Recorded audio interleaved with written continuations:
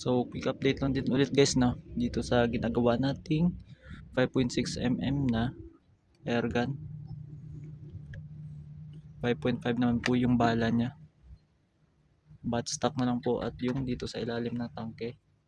Meron na po yung karga. Nasa 100 PSI po yung karga niya. At malakas na din na po yan.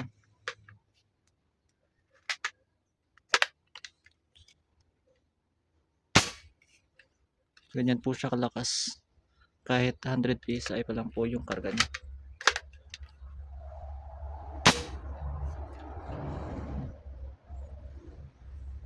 At yung trigger po nito is napaka smooth lang din po. Hindi po siya malambot pitikin pero hindi po siya malalim pag pinitik.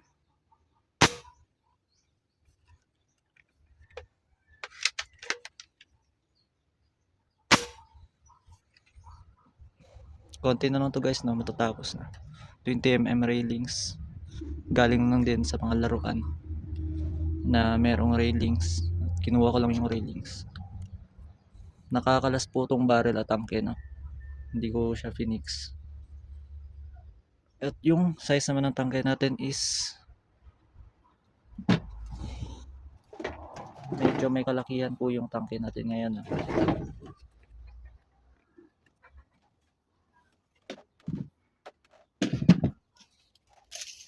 Ito po yung size ng tangke niya. Nasa 14 inches. Pero 12 feet lang po yan. No? Yung pinakatangke niya. Kasi meron ditong gauge sa harapan. At yung pinaka stopper dito. No? Kaya hanggang dyan na po yan. 12 feet lang din.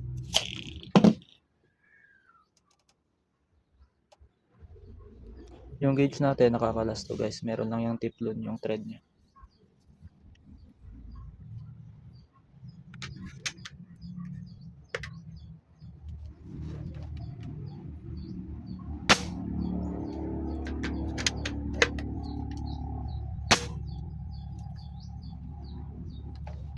At ito namang unit natin no?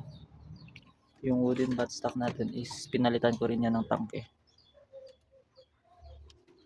Ito no. Steel epoxy na yung ginamit natin. Ito naman yung tangke niya dati. Yan. Kahit nilagyan ko na ng steel epoxy dito sa labas eh talagang hindi na naayos no. Kasi kailangan nasa loob tong steel epoxy. Nasa pagitan nitong metal at ng PVC no. Para talagang matibay. Ito po no. Hindi naman po ito sayang no. Magagamit pa din naman. So yan guys no. Suggest na lang kayo guys ng design ng buttstock na babagay dito no.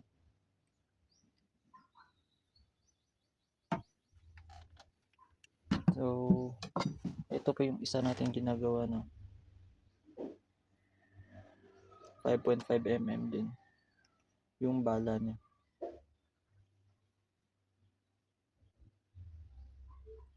Same lang din ang design guys ng receiver pero siguro sa buttstock na lang sila magkakaiba at sa laki ng tangke.